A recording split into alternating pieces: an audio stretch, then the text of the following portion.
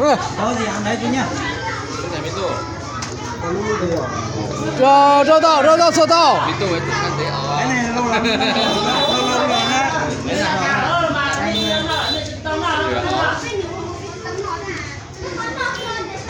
Đúng rồi.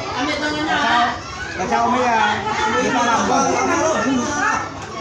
làm chú nhỉ? Theo bây giờ là người ta làm đồ phải lấy dấu bài đi chấm vào. Mình không làm đồ là mình không đi cái này mình cứ ăn mình có. Nói chung là cái này mình chủ nó lừa mình cứ lừa nữa nào. Nên chúng ta là chúc về sức khỏe hả? Nước về là ít khó thật.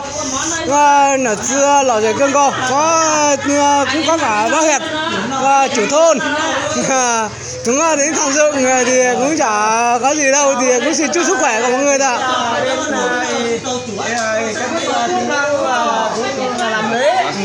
Lấy thì báo cáo bác luôn là chúng con thì ở đây thì muốn làm một lần nữa là cũng vào tháng 10. Mời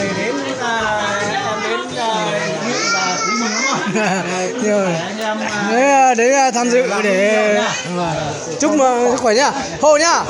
1, 2, 3 để chúc mừng nhá, chứ không có là rô nhá.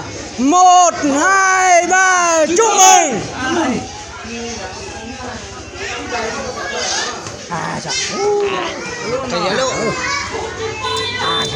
Hò với mình này. Ăn lên.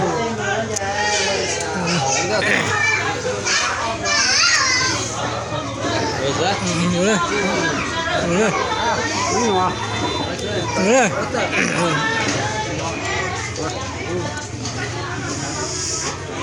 Nhiều lên.